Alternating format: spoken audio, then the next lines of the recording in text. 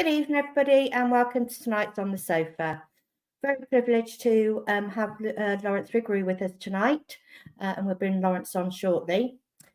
Just a couple of things. Good, well done to the ladies team yesterday. They beat Chelsea by 28-0. Just a close game. And also the academy done well at the weekend as well. So let's bring Vic on. Hi, Vic. Hi, Chris. Hi, I got some SAS travel news for you. Tomorrow night from 7 o'clock, they're open for phone bookings only. They've got spaces available for Easter Monday at Sutton, for Barrow and for Walsall. And if you're looking to go to Sutton, the bus leaves 11 a.m. on Monday morning. So tomorrow night, phone bookings from 7 o'clock for Sutton, Barrow and Walsall. Barrow a week on Saturday. We're all looking forward to it, aren't we?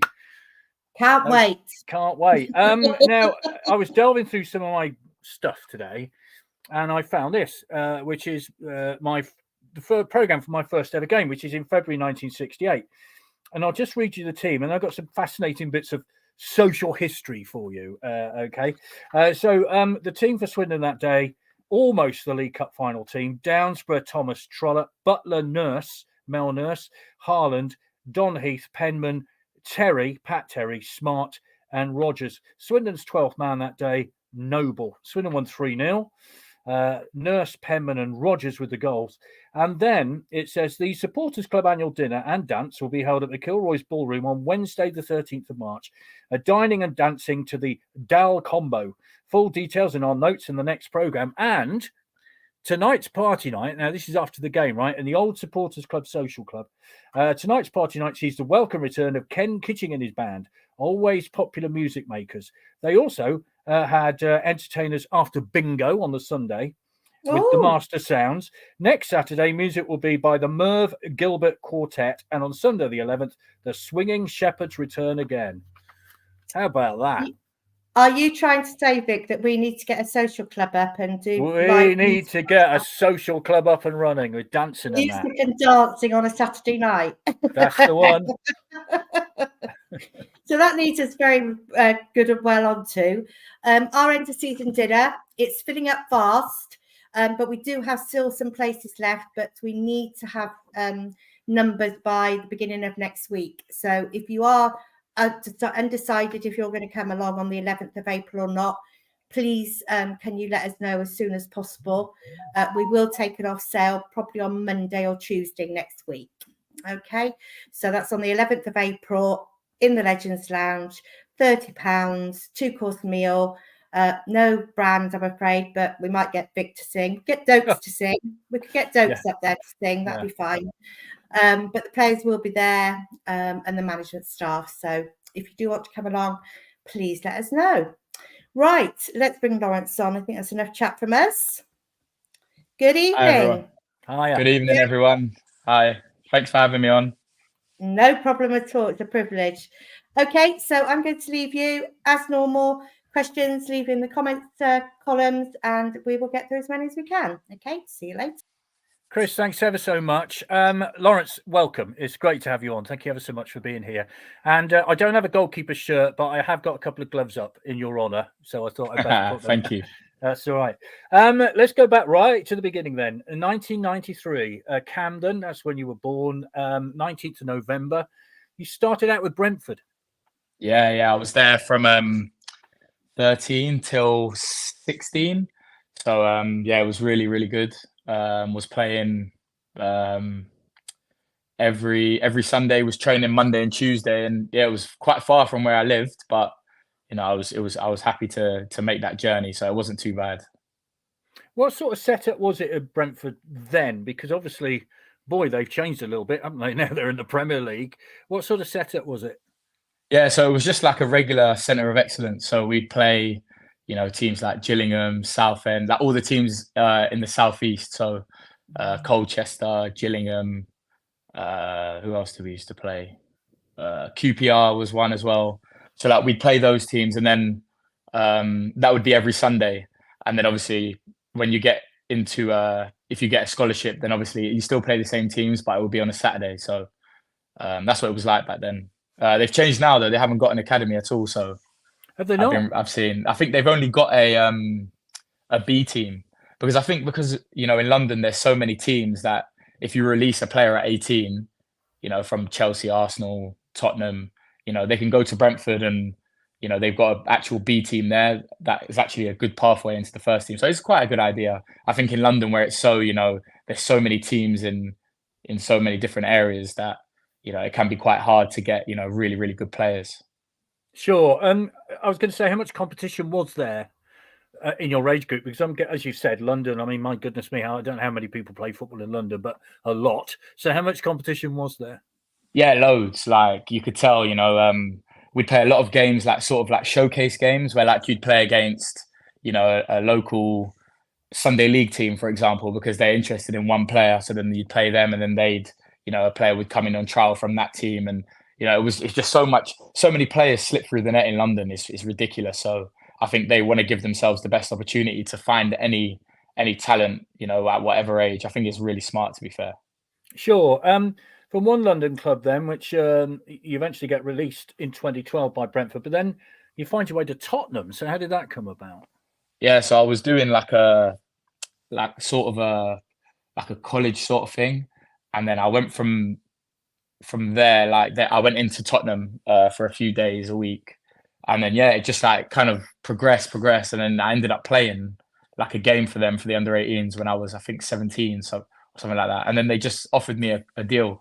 I guess because they were such a big club, they are such a big club that like they can afford to take a chance on somebody. Whereas I went on after I left Brentford, I went on trial at Barnet, Aldershot,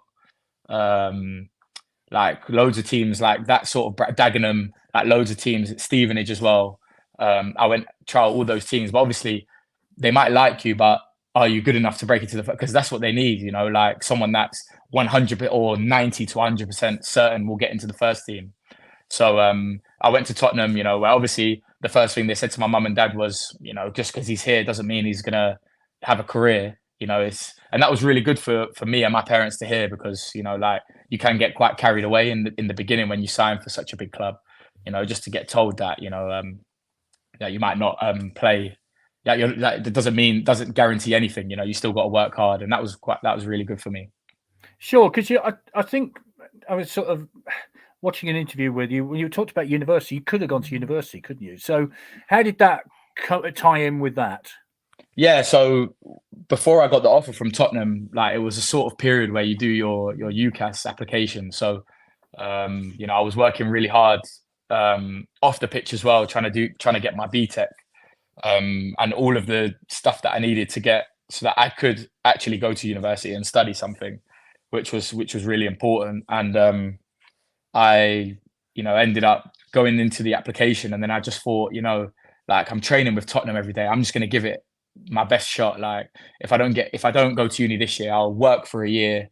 If I don't do the application, I'll work, and Tottenham doesn't work out, I'll work for a year, and then I can do the application the year after.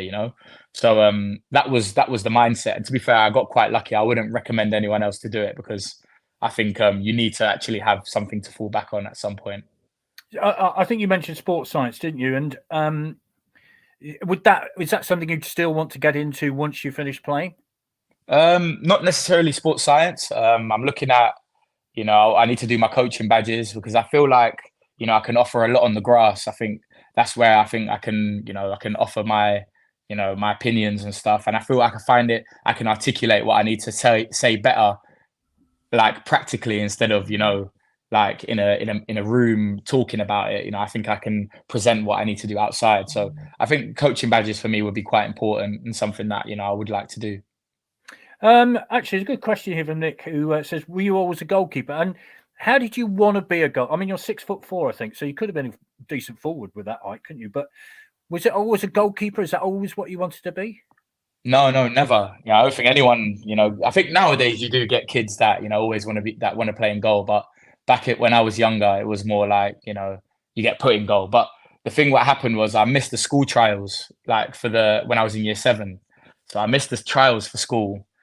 And they had every position except keeper. And in my estate where I grew up, like I used to play outfield, but we used to take in turns in goal. So like, I'd go in goal and Like I never even wanted to play in goal, but I'd just go in goal so that we could continue playing.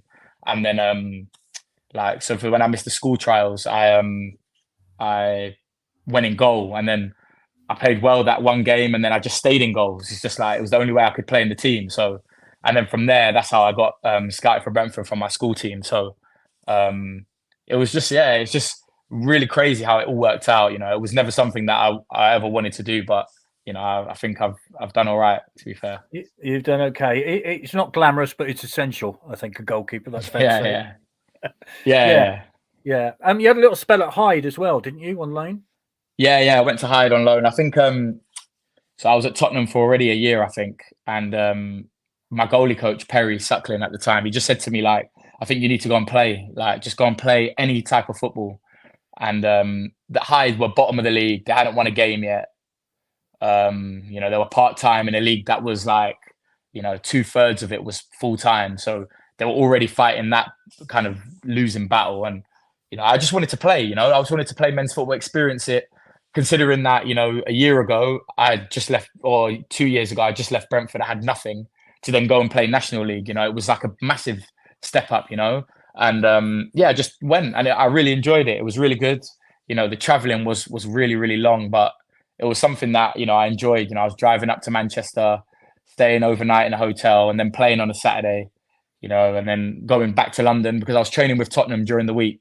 So Monday to Friday, I train at Tottenham and then go up there on a Friday night. So no, it was something that was really good. I really enjoyed it, and you know, I don't think we won many games. I think we only won one, but you know, I think I played about 14 or 12 or 14 games there.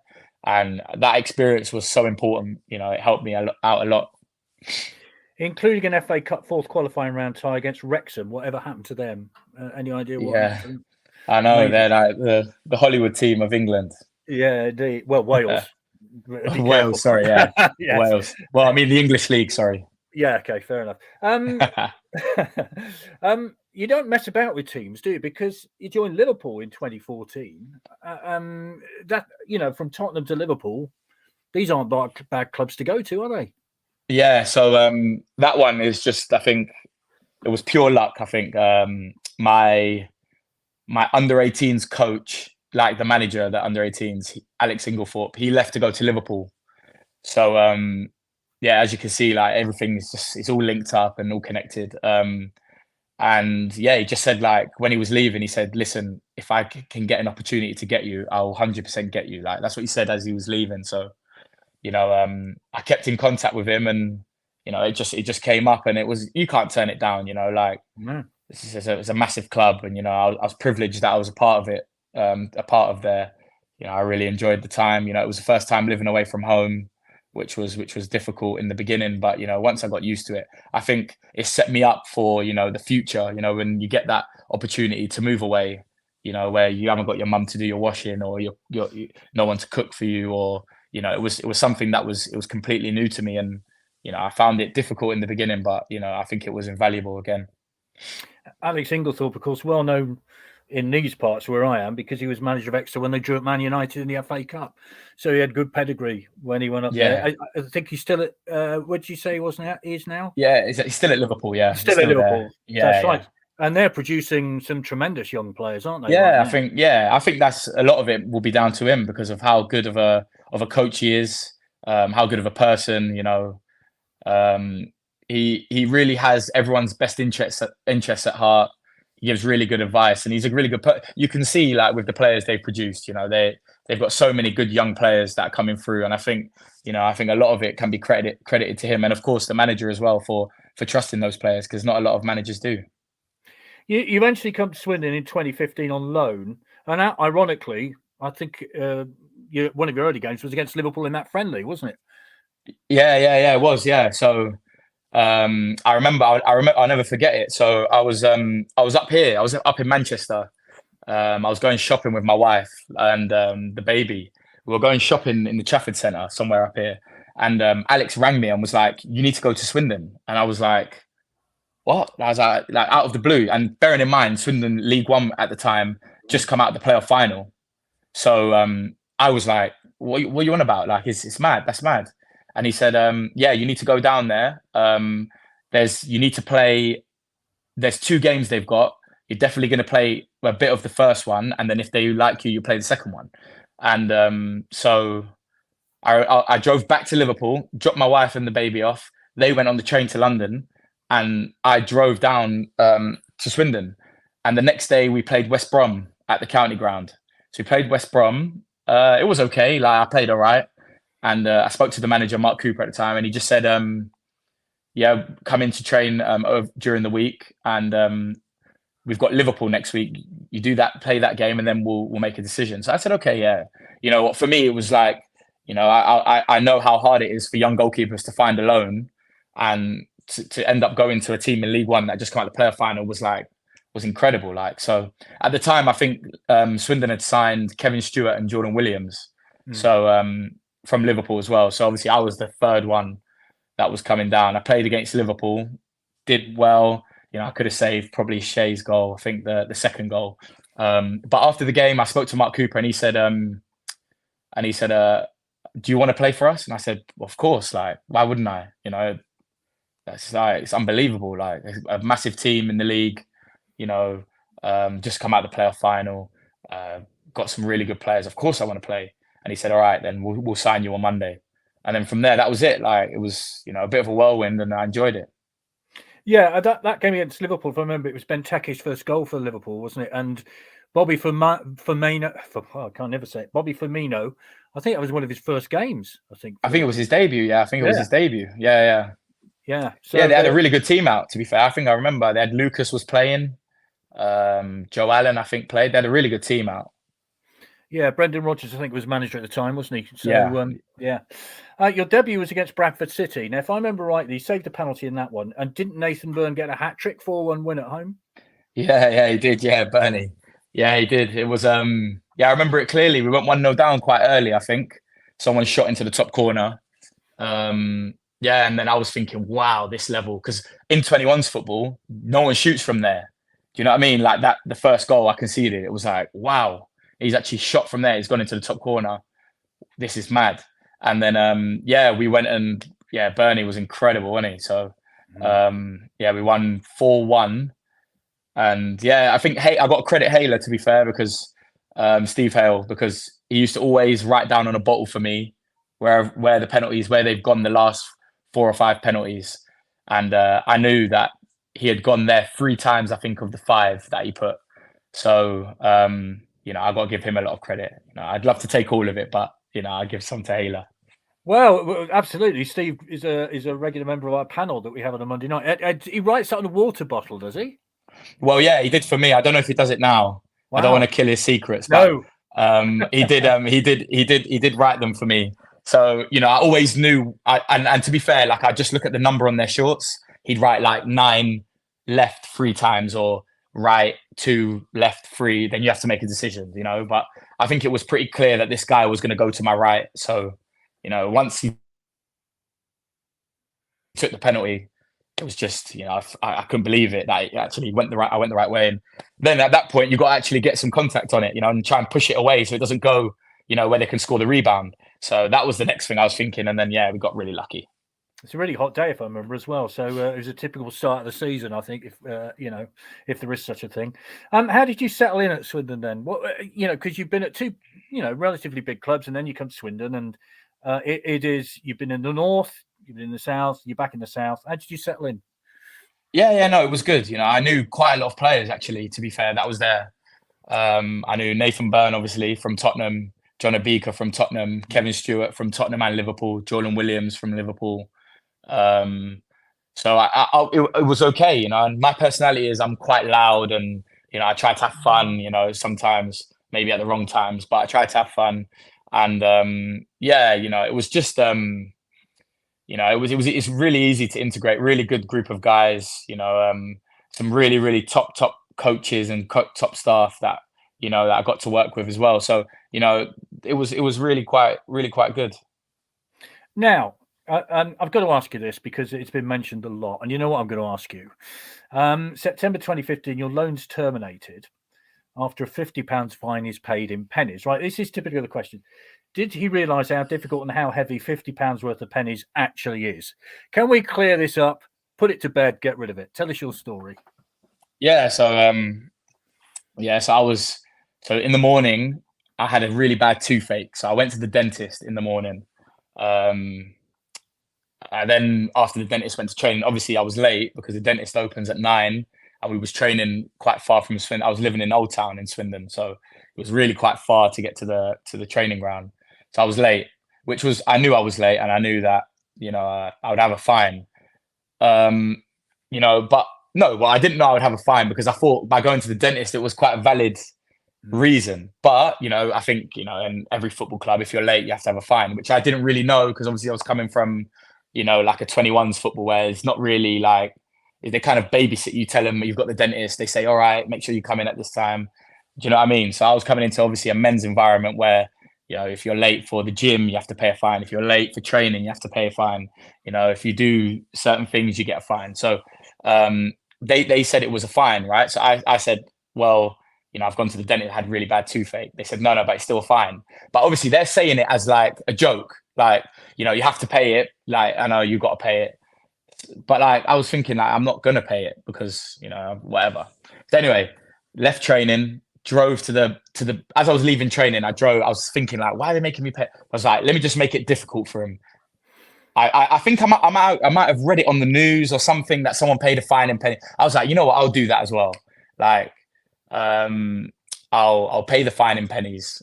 So I've went to the bank in Wootton Bassett and I've taken out. The woman must have thought like, what is wrong with this guy? Like he's asking 50. She actually gave me £20 in pennies, £20 in 2p's, and £10 in 5p's.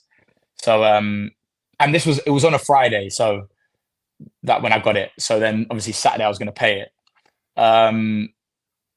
Because I was late for training, I was dropped for the game against Colchester. So I didn't play that game on the Saturday. I had all the pennies in my backpack. I've like walked in, paid Nathan Thompson the fine, like just give him the bag in pennies, not in the best way and not what you should do before a game. After the game, we lost 2-1. I think we did. We lost 2-1. It kind of escalated in the changing room, and then they told me to go back to Liverpool. So obviously, at that point, I've obviously got showered, put my kit on. I've taken the pennies from Nathan, I've taken them, and I've given him £50 in notes, and gone back to Liverpool. So obviously, I did pay it in the beginning in pennies. Then obviously after the game, I've taken the pennies back, given them the notes. And I've driven up back to Liverpool. So I've gone up to Liverpool for 2-3 days. Obviously, they are livid with me up there. They can't believe it. It's got out in the press. I don't know how. I had my agent at the time because they wrote in the article that, I paid the fine in pennies and that was it. But I didn't. I did in the beginning, but obviously I paid in notes. But the article was wrong. So he got them to change the article. I've gone up to Liverpool. And then I think they played Doncaster on the Tuesday. Mark Cooper rang me Tuesday afternoon and he said, well, I had already apologized to everybody at the club. He told me to come in on Thursday, but I went so Doncaster's quite far from Liverpool, but I still drove down anyway, even though, I wasn't at the club anymore. I still drove down and watched the game, went into the change room after, said sorry to everyone. And then, we just moved on. But it was really blown out of proportion because in the end, I gave those £50 pennies to my little brother, and he went to those things in the supermarket where you just pour all your coins into like a thing. Yeah, he went and got that, and he had just like a free £50. So he was happy. Everyone was happy in the end. I paid the fine, and that's what everyone doesn't really remember. That like obviously I did pay the fine in pennies. I took it back and gave it in notes. So I'm sorry to ruin the story, but yeah, that's what happened. Hey, do you know what? I'd rather you cleared it up and we can put it to bed and leave it at one side. Because to be honest, you don't want to be known for that. I mean, just forget it. Right. Well, thank you very much indeed for clearing that up. I mean, you come back, you made 36 appearances that season, and then you joined Swindon permanently. So, how difficult a decision was that, or an easy decision?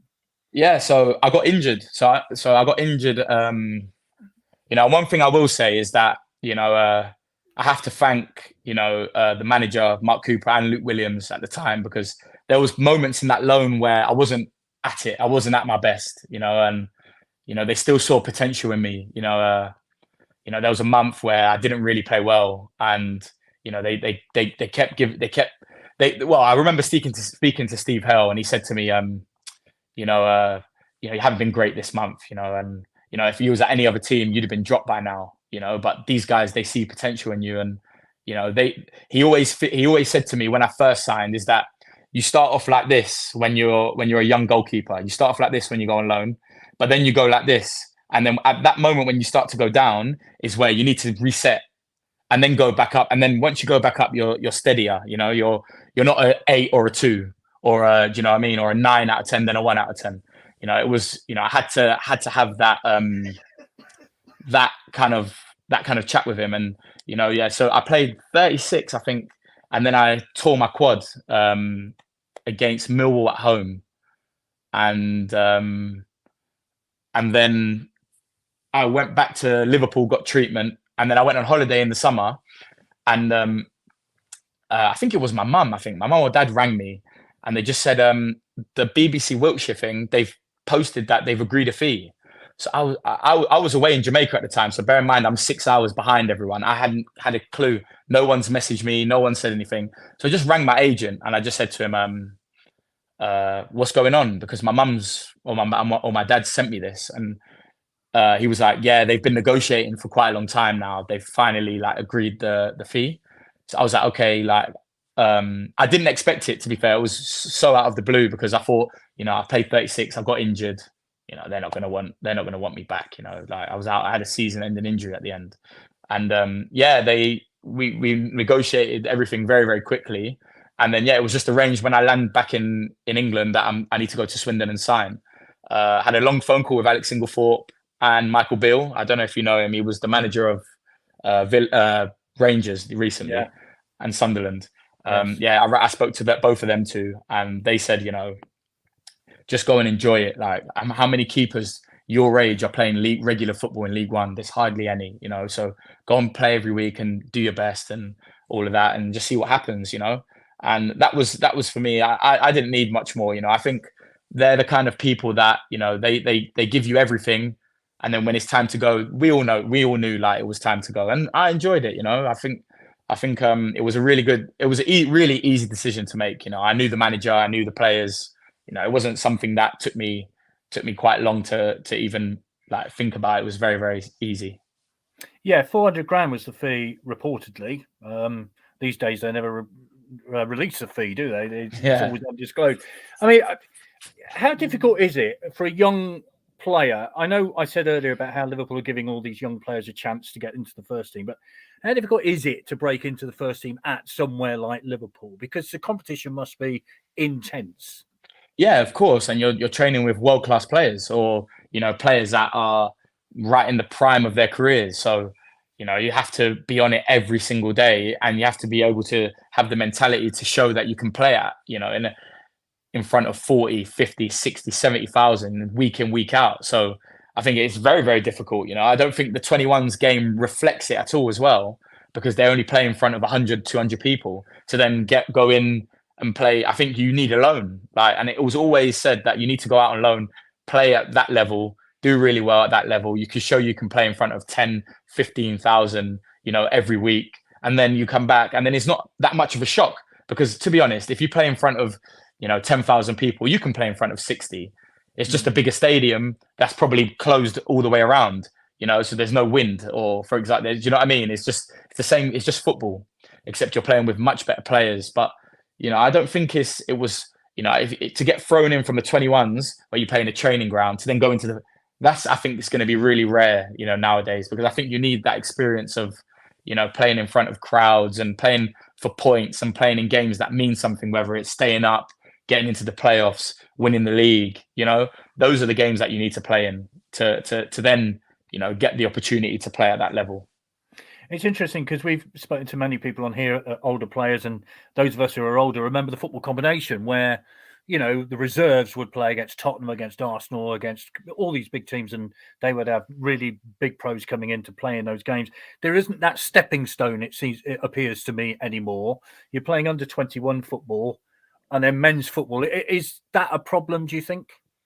I don't necessarily think it's a problem. I just think that, with the way the game's gone now, I think the loan market, the loan system is so important, for, I think, for even clubs, at every level of football, because you never know. Like Swindon could loan a player from Man City, for example, next season, and that player might play for England in 5, 6, 7 years, and everyone can say, oh, we've had an England Premier League stalwart and an England international player. I think Swindon have had James Milner, for example. Yeah.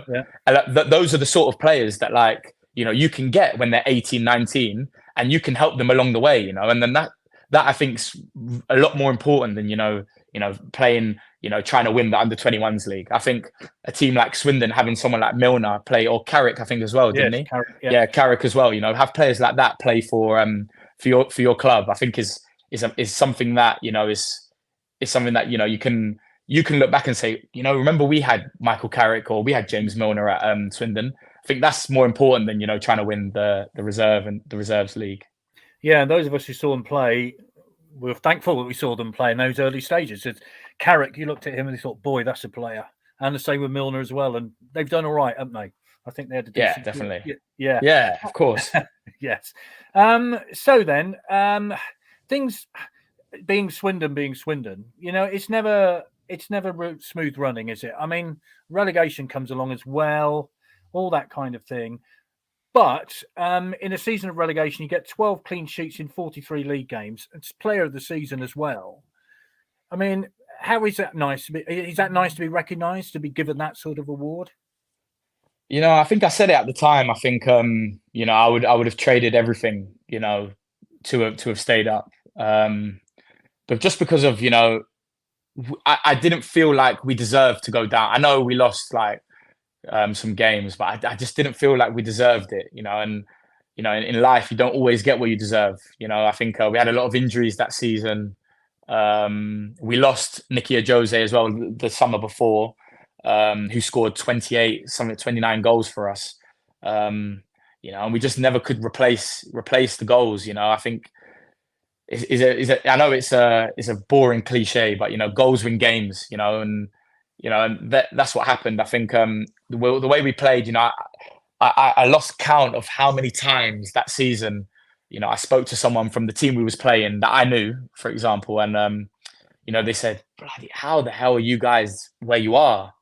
You dominate the ball all the time, you make loads of chances, but you just can't score." And that was the story of the season. We had so many injuries. I think we did the right thing as well. The way we played, I thought it was the right way. We played well. I know, of course, as that kind of era when we was playing out from the back. I mean, for the fans, it can be quite heart stopping. If you can lose the ball, here's a goal. And that happened a couple times. And we were always told, if that happens, just keep doing the right things, and you'll eventually get what you deserve. So it was really, really heartbreaking. I know, I won the Player of the Year, but I look back on it and I would have done anything to have stayed up that season. Instead, I don't. The personal acclaim is, I don't really, doesn't really bother me or anything. I would rather have stayed up. Sure, I've just been reminded by Claire. Tim Flowers, we had on loan, of course, another great goalkeeper, and Shay Given as well. So we've had some decent keepers on loan, including yourself. Wes Fodringham, I think, was on loan to begin with as well. Another great keeper as well. Yeah, absolutely, yeah, and still in the Premier League to this day, as you are, of course, with Burnley. What does relegation do to a player then? Because often fans read players leave because they want a higher level of football and think, well, hang on a minute, you're in the team that's got relegated, so how is that? But I mean, how does it affect players? It was, I think at the time as well, we had a lot of players out of contract, which was really difficult as well. Having, was going to lose Nathan Thompson, Louis Thompson was on loan, Nicky Jose came on loan for the last 4 or 5 months. They was going. I think John Abika left, Rafa Branco left. Jordan Turnbull was on loan. He was going back. So we lost a lot of players, a lot of talent. We lost so many players that when you go into the next season, it's almost like it's a whole new team because manager's gone, staff are all gone. You know, he's a new manager. How's he going to play? How are we? You know, are we safe? Does he want us? Does he not want us? You know, those are the things that you think of. You know, at the end of the day, you know, you can have interest from other teams, but you know, this is up to the club if you can go. It's up to the manager. So, you know, I think a lot of people worry about, you know, and you know, if I looking back on it, I think I was gutted that we went down. But like you say, I wanted to stay at that level and playing, but I didn't just want to go anywhere because I didn't think that I would suit any team, like every team. I wanted to go somewhere that played similar style. And then you're now asking for things that, you know, is very difficult to find, you know, especially at that time, you know, 7-8 years ago. So it was difficult, you know. I came into pre-season. I did meet the manager before, David Flitcroft, in the summer, and he just said, you know, when I met him, he just said, you know, he wants me to stay and he wants me to be a key part of the team. So I was fine with that, you know. And then I came into pre-season, and you know, I just wanted to impress in the beginning of the season and just see if anything happened over the summer. But you know, nothing really happened, to be fair. So. Got a question here from Footy Memorabilia. Can Lawrence tell us about the team that plays at Kassam? I find it very difficult to mention their name, but I think you know the team that I mentioned. Our local rivals. Those games seem very heated. You got sent off in one of them, if I seem to remember. I mean, how are they to play in those matches? I got sent off in both of them. Yeah, both of the League Ones. I also played them. My first year when I was on loan, we played them in the Johnson's Paint at their place. I think it was the first time they played for ages. And yeah, you know, they're really good atmospheres, amazing atmospheres. They're massive. I didn't realize, you know, how big of a game it was. It's massive. Yeah, and I think we lost all of them, I think. And it was pretty disappointing, to be fair, you know, because you feel like you let the whole town down, which I think is the worst thing you can do. You know, such a town where, like, you know, the majority of the people in the town actually support the club. So, you know, it's not a good place to be. But you know, it was difficult playing them because, you know, especially at their place, whereas, you know, behind one of the goals is really, really loud, and they were saying some mad things to me, which, you know, I won't repeat on here. But you know, it was a bit crazy, to be fair. Got sent off. I got 2 yellows, actually. The first one in the first league game. What was the first one for? I think the first one was for, I shouted at the lino because I felt like, you know, he wasn't giving us anything, kept giving them throws and everything, and he gave me a yellow, the ref. And the second one, I dived out for the ball, got the ball, but like one of their players, like his stud missed my head by he skimmed my hair with his stud. So I got up and just pushed him. He gave me another yellow. Then in the second game, he gave me a straight red, but I didn't cause a challenge, so we appealed it, and luckily it got rescinded. But you know, it was just like, you know, it was one of them. Their fans wound me. They tried to wind me up. They did try to wind me up. You know, a lot of it. You know, now I look back on it. I was young, and I just, you know, I was doing stupid things on Twitter and stuff like that. Just rise into it. You know, it's just, you know, people that just want to, and people do it at every club. It's not just Oxford. It's not just, you know, Oxford Swindon. It's not just, you know, Liverpool. It's everybody does it. You know, everyone just wants you to have a bite on Twitter, and then they feel like, you know, oh, look at this, mate. Like, he's nibbled back. And I used to rise to it on Twitter, and it, you know, you can never win, you know, at the end of the day. So if you just be quiet, then, you know, nothing happens. Looking back on the fine thing and that, I mean, do you put it down to sort of being because, hey, we all do gaff things when we're young. I mean, was there an element of that in there, do you think? Yeah, I just think I was, you know, I think I was very, you know, I don't know what the right word is. You know, I felt like I was very strong-minded, you know, and sometimes it's not good to be that way, especially in football, where you think you can, you know, you can't, you know, the manager has the final say. If the manager picks the other keeper to play, it's not the keeper's fault. I've got to support the keeper. You know, it's I need to speak to the manager. But what I was like was, you know, well, I'm not playing, then I don't care. And that's not the right way to be, you know. That's how I had to learn that, though. You know, I had to learn that. And I think a lot of that started towards the end of my time at Swindon, which I'm I'm sure we'll come to. But like it was, I got to a point where I just felt like I would never, like I look back on it and I feel like I wasted so much time like of my career, because I feel like I could have, I played so many more games for Swindon. I think I've played 200 and something games now in my career. I could have played 300 already if I wasn't stupid. So, that's what I have to look back on. I don't have any regrets, but I look back and think if I had done things a little bit in a different way, then I would have been. I think I would have had an even better career than what I've had. Well, hey, we all learn things in life, don't we? I mean, we all do. Reece Charles Cook, of course, and then Luke McCormick. They were both goalkeepers that you faced competition from and replaced you for a while. Yeah, two very, very good keepers. Cookie, really good guy. One guy that was, he had a really, really good season. The same season that I signed on loan for Swindon, he was at Coventry. I think he did played really, really well there. They nearly got into playoffs. So he was always someone that, I grew up playing. He was at Arsenal, so I would have played him when I was younger.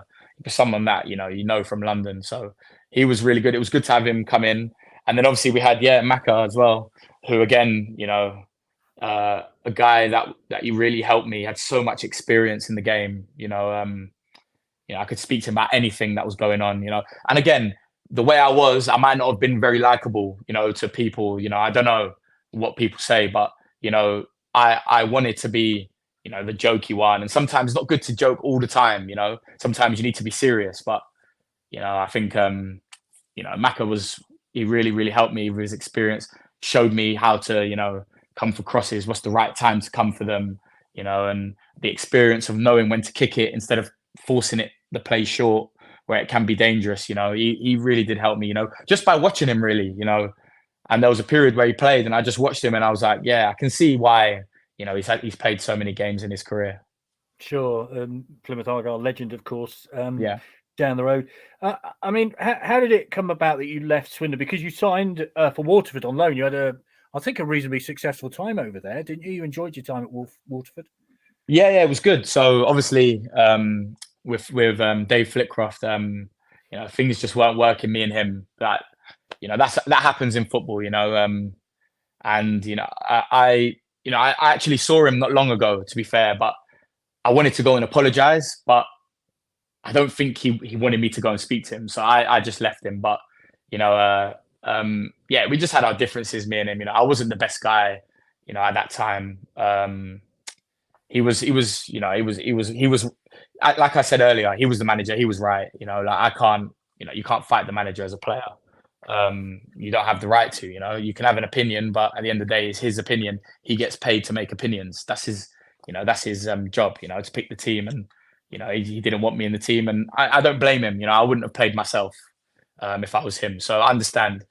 I wasn't playing. I was training with the youth team, and the window had shut. They were desperately trying to get me out, but there was a lot of politics involved, which I won't go into. But they were desperate to get me out. They wouldn't let me go in the end. Like, above them didn't want me to go. So I got a phone call from the owner at the time. He just said to me, the window's shut. You ain't going to play here because he doesn't want you. I've got a club in Ireland. Do you want to go and play? They've just got promoted to the Prem division. Do you want to go and play for them? And I said, 100%. Like, I would love to play for them. It would be a dream of mine. Like, not a dream, but it would feel like a dream, because it's like, I haven't played football in so long. I'm dying to play. So let me go and play some football. So I just went out there. They treated me so well. I can't even. They treated me amazingly. Like, I flew to Dublin. There was someone there to pick me up, take me all the way to Waterford, because there's no airport there, in Waterford. So it's like a 2.5-hour drive or 2-hour drive from Dublin down. I had no car. They put me in a house with 3 other players. And it was amazing. The manager was amazing. I came in, I was on the bench the first game just to watch the level. I felt like it was a very good level, decent level. And, after that, the manager said, you're going to play. So I said, okay, I'm ready. First game, I think we won 2-0, but I didn't play particularly well, I thought. There was a few things I didn't do well, but I felt like it was because I hadn't played for so long. I need to just get back into the groove of it. And at the end, we were on such a good run. Got to captain the side the last 2 games. And the thing as well was, my loan was meant to finish when the English season finished, sorry. And I ended up staying until June the 1st. So I enjoyed it that much. And to be fair, the manager, because they play on Friday night, so I'd play Friday. And if I didn't have a game until the next Friday, because sometimes you play Friday, Monday, but if I didn't have a game, the manager would let me go back to London to see my daughter and my wife, of course. And I'd go back Saturday, Sunday, Monday, Tuesday, Wednesday. But those 3 Monday, Tuesday, Wednesday, I'd train with Swindon. So I'd come back, and Phil Brown was the manager at the time. Yeah. So I'd train with Swindon, and it was just good. I just got to play and then I'd fly back to Ireland Thursday, play Friday, and then if we didn't have a game, I'd do the same thing again. So it was good. I was getting ready for the next season, of course, with Swindon, and also I was playing games on a Friday night. So it was a win-win for me personally. I think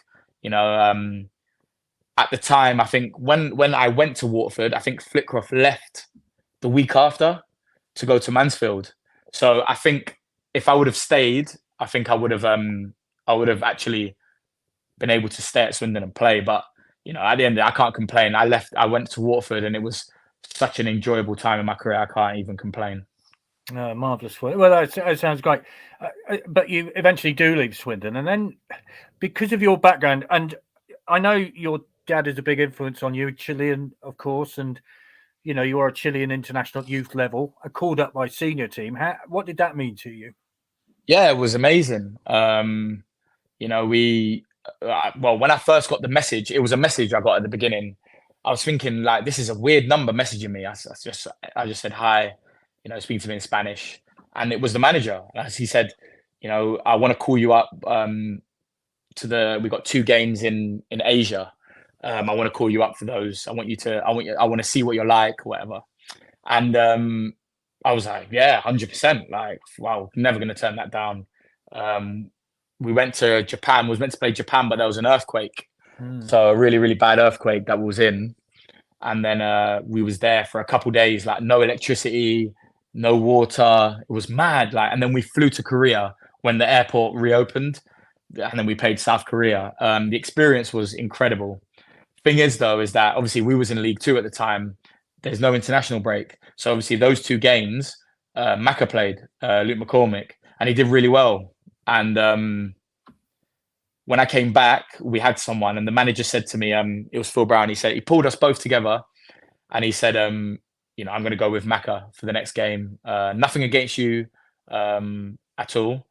And, I appreciated him doing that. It was something that, like, he didn't have to do it. It's his decision again, but he did. And he said to me, this is what I'm doing. I'm going to play Macca. And I didn't play again for the whole month.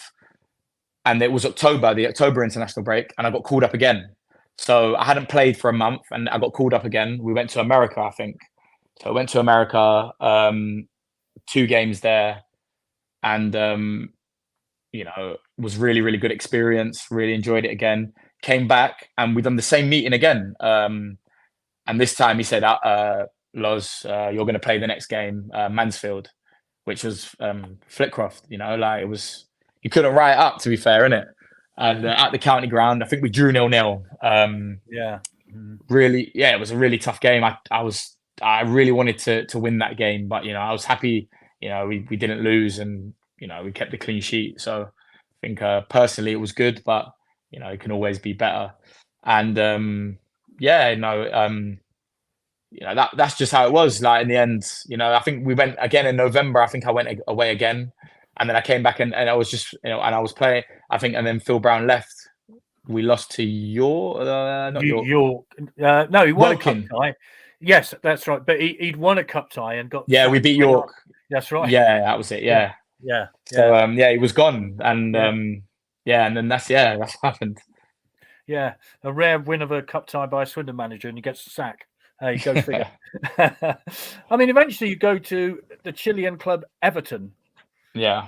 How did that come about? Because it didn't turn out to be a long-term move, though, did it? No. So I spoke to So obviously I was not playing at Swindon at the end. I got called up again in March. I think Richie was manager now. Got called up in March. And I came back a day late. I don't know why I came. I think I might have missed. I don't know. I don't remember. But I came back a day late. They were traveling to Bury to play Bury, and obviously I missed the team bus. Obviously Richie said, "You ain't playing. No, you're not playing." I went on the bench. I think for the game after, and then just like I knew I wasn't playing again. This was me back then. I just said then, I've got some interest from teams. Can I go and see the team or whatever? Go and train there to see what it's like. And obviously that's not something that you should ask. And he lost his head.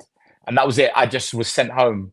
So I didn't play again. And, to be fair, lucky I got Richie again as manager. I was able to speak to him about it. But, and then at that summer, I didn't have anyone in the end that wanted me. So, what do you do? I had to go, way out of my comfort zone. I had to leave my family here. So I had my second kid at the time. So my wife, I had 2 kids. I had to leave them here, and I went all the way to Chile to go and just to like have do some, well, not do something, but just have a contract. And I signed, I think 2.5 years, and I done 6 months. But when you're so far away, you don't get to see your kids grow up. I was alone. It was because my granddad lives in Chile as well, but he lives in Santiago, which is about an 1.5-hour drive away. So, I didn't really get to see him. We train in every single day.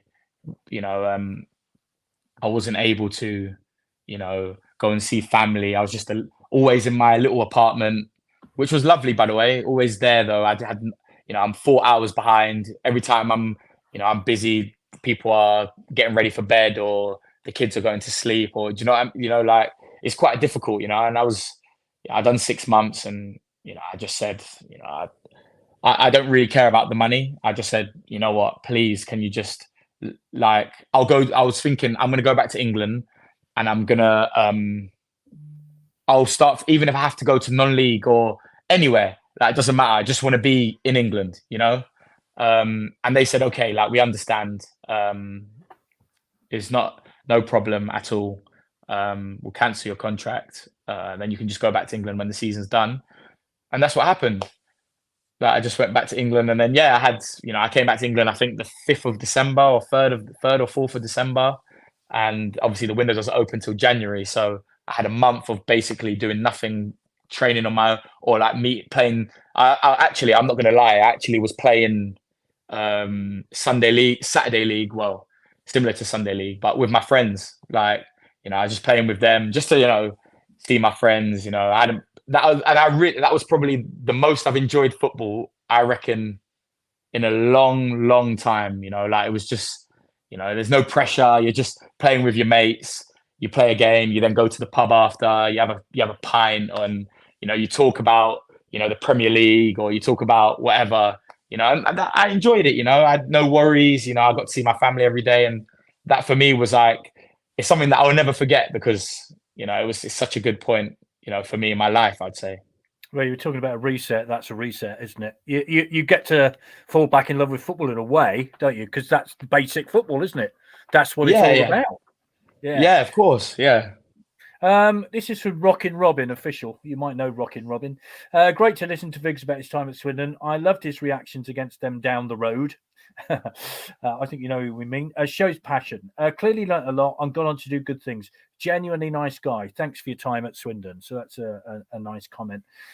Malcolm says, please ask Lawrence about his time at Orient with Richie Wellens. Now, because I'm old, my memory was a bit fuzzy about who your manager was when you went there, but Ross Embleton was your manager, and of course he's got Swindon connections with Luke Williams, etc. So how did that move to Orient come about? Yeah, so I was messaging Ross while I was in Chile, because they just lost their manager just in Edinburgh in the summer. Yeah. And fair play to Ross, that would have been the hardest job to take, I think, in the world at the time. He was the assistant at the time anyway, so he had a good relationship with the players. He took the job. Unbelievable human being, unbelievable coach. And I was texting him all through the season, wishing him good luck. I really hope they do well, And we never even once spoke about, me going to Orient. It was just always, me, no, really, I wish you good luck, Ross. Please, I hope you win the game this weekend. All of that. And it got to like the middle of December, and the goalkeeper suffered a really bad injury. Dean Brill, he suffered like, I think, a really bad injury he suffered at the time. So they had no keeper. Well, they had the number 2, and they needed a goalkeeper. So Ross messaged me. He said, "What's happening?" I just said to him, my contract's been cancelled. I'm free to come back. I'm gonna accept the contract. The money doesn't matter. I'm in London. This would probably be the best club that I could sign for. I'm not one of those. I haven't got anything else. You know what I mean? I hadn't even looked at getting clubs. I had no agent. I had nothing. Like, it was a proper reset, like you say. And Ross said to me to meet him. It was that one dark night near the train. Went to meet him at the training ground. It was really cold. I went all the way over there, met him, and it was him and Martin Ling, who you guys will know, right? So went to meet them both. They said, the money's not going to be great, like compared to what you've been on. I said, listen, Ross and Lingy, the money doesn't matter. Let me just come in. I just want to be in environment. I'm in London. I'm going to train. And if you pick me, that's fine. If you don't, I understand. Like, I've been in my career where I wasn't playing, and then I escalated it so far to the point where, they don't even want me no more, And it was, we agreed it. Literally, me and them agreed it. I got a mate of mine who now is my agent now, to literally help me sort out, because I don't know all the legal stuff, just to sort it out for me. And then, I was signing, like, I didn't care. And it was the best decision I think I've made in a long, long time, because, I came in, we played 3 months, then we shut for COVID. And I think that's the year that you guys won the league. Yeah. Yeah, it was yeah. I didn't get to play. I was looking forward. I think we still had to play you guys at the county ground, which I think you probably would have beaten us because of how good your team was. But, I really wanted to go back. So I was gutted that it got cancelled due to COVID. But I was, I was really happy, even though I had left not on the best of terms with Richie. I always said that he would win a league, or he would do something really special at the club.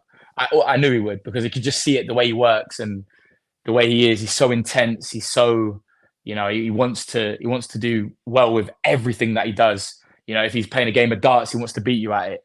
If he's managing a team, he wants to be the best at it. And that sort of attitude is infectious. So I knew he would do well.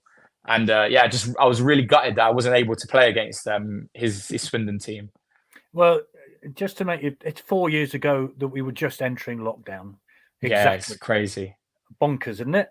4 years ago, either yesterday or today, just mad. I mean, I'm just looking through your statistics, actually, whilst you're at Orient. Player of the season, 2021, 21-22, 22-23. That's not bad, including a League Two title under Richie Wellens. So you said you had a few problems with Richie, but I'm guessing you kind of cleared that up. And I've seen pictures of you with that League Two trophy, clearly relishing it. I mean, that's a great moment for you, isn't it? Yeah, I'm not going to lie, I was very, very nervous when he got the job.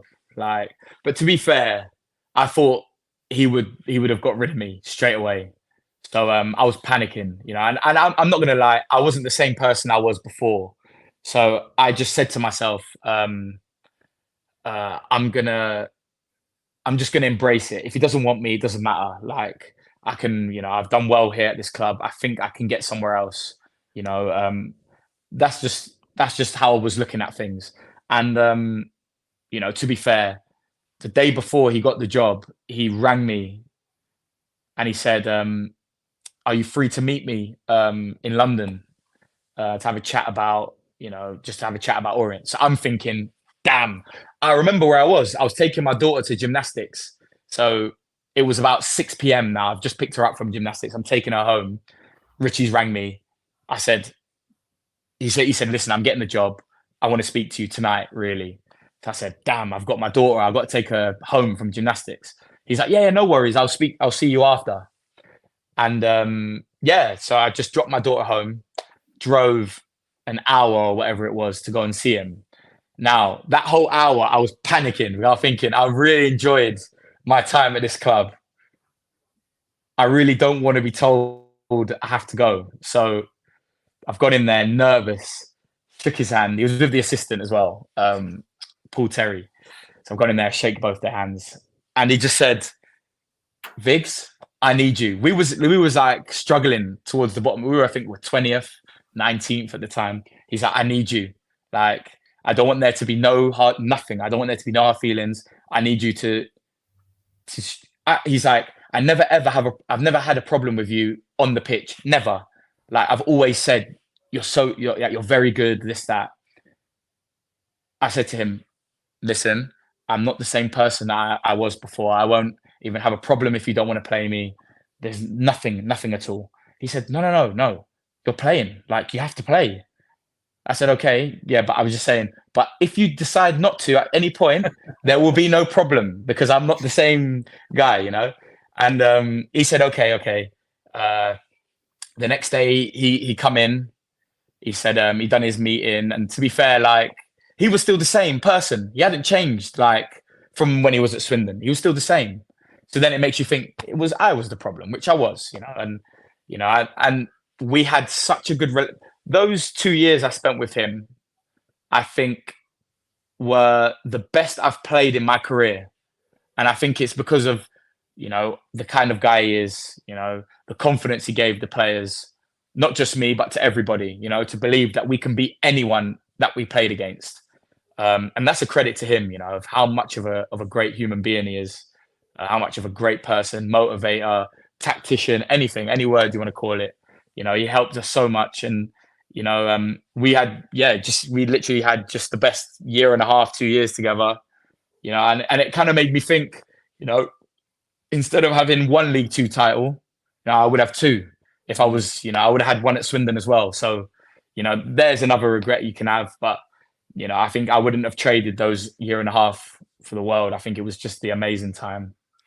Well, you know, I think we mentioned to you before that Irene Welland said, we miss you, Viggs, Richie's mum. So, you know, that will show you how, you know, you're held in great regard. And of course, with Richie, a lot of people at Swindon would have him back in a heartbeat because he had that relationship with the fans. There was no question about that. He was great to us as well, the supporters club. So I think, you know, certain managers get it, don't they? And he seems to be one who gets it somehow. Our time is coming to an end. I mean, I could talk to you all night, quite frankly, because your honesty is amazing. But now you're at Burnley in the Premier League, 3-year contract, something like that. I mean, how did that happen? Yeah, so we were celebrating the league, that we won the league.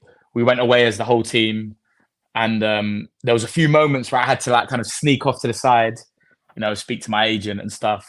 My contract was finished at Orient. Obviously, I had been offered a new deal, but I just wanted to explore. You know, I was, you know, I'm 28. I was 29. You know, I wanted to, you know, you never know. You know, I had so many clubs that were interested.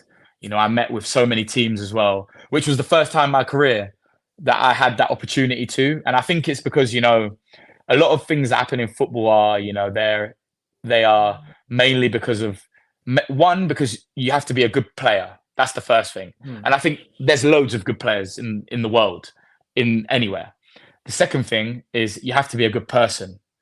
And if you're not, word spreads very, very quickly. So for me, I might have been, like you say, player of the year at Swindon when we got relegated. Now, I could look at many players that get relegated from teams and they're the best player in that team. And what happens is they get a move, right? Or they go back to that level. But that's because they would do like a check. So they would reference check. They would call to say, is he a good lad? Does he do the gym? Is he good with the young players? Is he? They have to, because you don't know what kind of player you're bringing into your dressing room, whether he's going to disrupt it. So when I look back, I know that no matter how well I could have been playing at a level of Manuel Neuer, I wasn't going to leave because no one would touch me because I paid a fine in pennies. I was late. I didn't. I went out when I shouldn't have at Swindon. So no one would touch me because these things are out in the newspapers. People see them.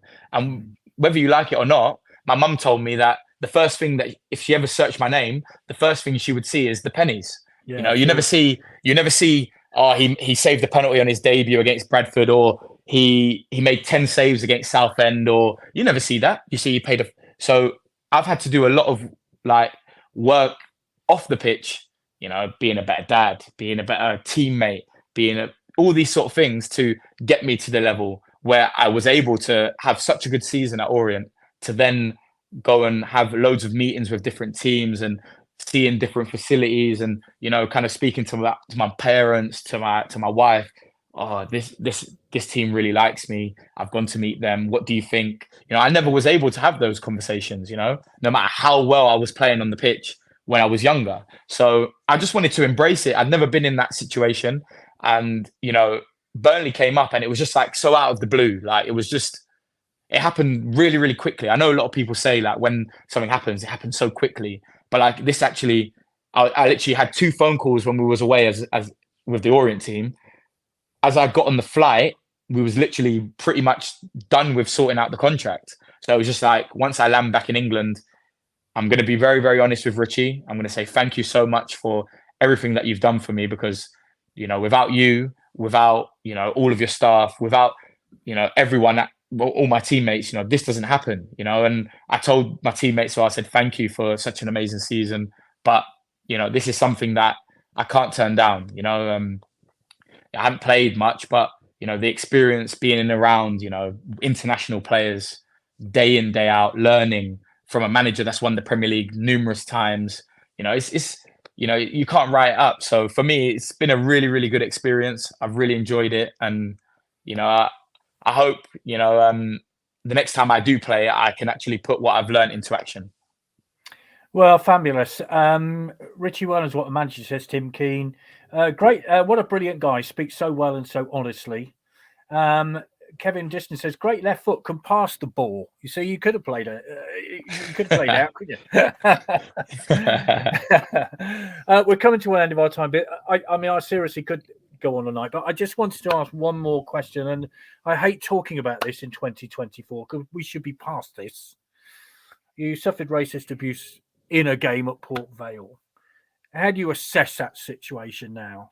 It seems to me that it's crept back into football, sadly. Yeah, the thing for me was, I really, really didn't want the guy, for me, the end goal for me shouldn't be, if you're racist, you have to go to jail. So for me, I spoke to, the chairman at Port Vale, amazing woman, Carol, she messaged a player that I knew at Port Vale to reach out and, personally apologize, and I think that she didn't have to do that, and, I spoke to the, because, every football club has a police sort of system. Yeah. I spoke to the woman for Port Vale, and she was so, so kind, so helpful. For me, the most important thing was I wanted the boy to have education, just to, learn that, and I get it because, you go to many places in the UK and it might not be that multicultural. So, the only time they do see someone that's of a different skin color, different race, different, backgrounds is when they watch their team play football, and the most important thing for me is that, as long as you have education and you learn, that we do exist, that other races and other ethnic and other religions and other loads of different things, that they do exist. For me, it's easy, for me, because I come from London, where I can walk 5 minutes up that road and there's an area full of, let's say, Bangladeshi people, and I can walk 2 minutes the other way and it's a completely different different area full of different nationalities, and everyone's just, it's just what I've been grown up with. I don't ever look at someone as superior or or beneath me, never. But I can understand, and that for me was, I didn't want anyone to, because you go to prison for being racist and then you probably come out resenting that race, or you start thinking, if I said this and I would, you don't learn anything. I wanted the boy to have education, which is, he did, he got banned, I think, but more importantly, he was told to, do a course on, on different races and what people go through and stuff like that, and I think, for me, there's a lot of people that do a lot of good things in the game, and it's not just in football, it's in society as well. I think society is, we need to learn to embrace everybody, because, you know, that's the country, that's the world that we live in. You know, you can't, it's not just going to be, you know, white guys or black guys, or, you know, it's everybody lives together. You know, I've got a neighbor here next to me here that's from Nigeria, and next to me is someone from Belgium. You know, it's people move all over the world to come here to this amazing country to, you know, live in our culture, to live with us. And, you know, we just have to embrace it and not be, you know, so shallow-minded. But the most important thing for me always is the education. I think that should be the bare minimum for everybody. Yeah, as I said to you just now, I wish we didn't have to talk about this in 2024, but sadly we do. But what you've just said is so true. Daniel Thomas says, really pleased I listened to this. Seems like a proper good bloke. Learned a lot and has his head screwed on. Wish him all the best. And great chat tonight. Thank you, says Ivor. So all I can say, Lawrence, is thank you very much indeed for joining us tonight. It's been an absolute pleasure talking to you. And anytime you want to come back to the County Ground, let us know. We'd be delighted to see you. And, you know, come in the Legends Lounge and see us. We'd love to see you. Won't we, Chris? I don't think I've played enough games to go in there. I go in there. I've never played one game for Swindon. So. No, thank you so much, guys, for having me on. I really, really appreciate it. Thank you. No, it was fabulous. Thank you. And you talk about the education and everything. That's just it, isn't it? It's all about the education. But yeah, of course, definitely, yeah. But thank you very much. Vic and I won't be back next week because we'll be on our way back from Sutton because it's Easter Monday. But we will be back the following week. We will put on socials who will be on with us then. You can have Lawrence on for another hour. I'd be quite happy to do that. Good idea. Good idea. So until then, thank you, Lawrence. Thank you, everybody, for listening and watching. And we will see you soon. Bye-bye.